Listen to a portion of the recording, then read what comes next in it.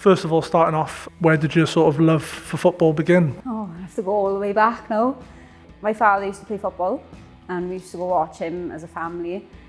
I just used to kick the ball on the sideline with one of my friends who used to go watch. And then one day my brother was playing, he was watching them, and they were short on players. And then he'd say, oh, can we put a pair of boots on her just as a spare player? Turned out I was all right. And the rest is history. The one thing I was going to say is, what was it sort of like, obviously a fair few years ago, sort of being a young girl really interested in football? Because it's fair to say that maybe back then it wasn't as developed as what it's come on to now. So what was that like? I feel like it was okay for me because in primary school there was like a group of us that really liked football, a bunch of girls, and we was in school with Jazz Richards, so we were quite lucky, so we had that nice little group of us. And then playing for like a boys team, again I was really lucky, the boys welcomed me into the team, and I always felt like a part of it. I never felt excluded or anything, so I feel like I was really lucky. And I suppose it's just your mindset really. Of course I come up against things like, oh, it's a girl on their team and things like that, you know. But yeah, I just got on with it and played football. Well, it leaves me quite perfectly on really, to be honest, because I was going to say, tell us a bit more about sort of your career. I was going to say any sort of difficulty, obstacles you had to overcome or anything like that. Highlights as well, of course. I suppose, you know, my family have always been really supportive of me. You know, when I was younger, they would drive me everywhere. Thanks, Mum. Thanks, Dad. Other obstacles then, of course, you know, like everyone really, we got to work. It's really difficult, you know, especially with Cardiff now, training 3 times a week, playing on a Sunday. I love it and just got to get on with it, really. But yeah, like I said, I feel really lucky and privileged to have been playing this long, you know. Yeah, of course. Well, the one thing I was going to ask was, obviously you've come from Swansea to Cardiff, obviously quite a big rivalry, probably understating it a little bit. What was that like? Well, playing for Swans against Cardiff, it was always a great game, you know. It was never quiet games. But I've always said the girls have always been so respectful, you know, there's never any kind of that. Obviously there's rivalry on the pitch, but there's never anything off the pitch, I found. It's the same now, playing for Cardiff against Swans. I feel there's obviously that kind of atmosphere on the pitch, but off the pitch, you know, we're all friends. I feel like we're all adults and we just, yeah. Just get on with it, I suppose. Yeah. Obviously it's quite competitive, obviously, especially off the back of Sunday as well. So obviously, big game Sunday, you've just gone. Yeah. Getting to the final as well. Yeah, massive game on Sunday.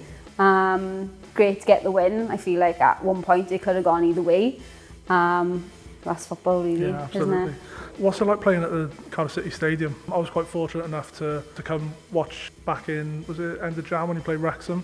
Love your role as well. Like a CDM, so underrated in my opinion. So I thought you were class that game, to be fair.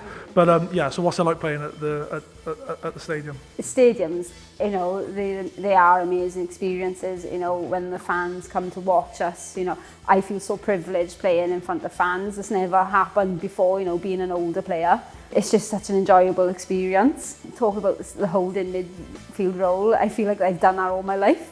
So yeah, I just feel so lucky to play at Cardiff, for Cardiff, in that role that I've always done. You know? Yeah, that's class. I just remember watching, obviously, different sort of angle of interest. Obviously, we sponsor you, obviously, but just thinking, wow, like, you know, like I love a CDM. Obviously, the goal scorers always get the sort of plaudits, if you like, but the sort of unsung heroes in the sort of engine room, if you like. So I thought you were class, to be fair. Oh, thank you. And I've obviously playing with like really talented players as well, and you know, lucky to play with them. You know? Yeah. Obviously, you mentioned sort of like being like a role model to like sort of like young kids. Obviously, again, fortunate to be here and see all those sort of young kids and what's it like to be a role model to those sort of those young kids. Oh, it's amazing, you know, it's kind of like an alien to me. Like I said, I've never really done it before, but growing up, I never really had any role models, like women role models myself in football specifically. So when we see these little girls and boys coming to watch us, it's just brilliant, and hopefully we get to see the next, you know, Welsh players and next Cardiff City players, and it's just, you know, such good. Oh, no, I completely agree. And obviously, I don't see it from your point of view, but even just to come for the sort of build-up when we came for that game, a few of us from work, the like sort of family-centric feel of it was nothing I've ever seen really, to be honest with you. Obviously watching football from when I was younger, it was just so, yeah, it was so wholesome to see everyone sort of so loving really.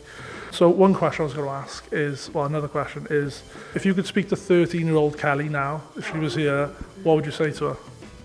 Just keep going. Ignore all the noise. You get me emotional.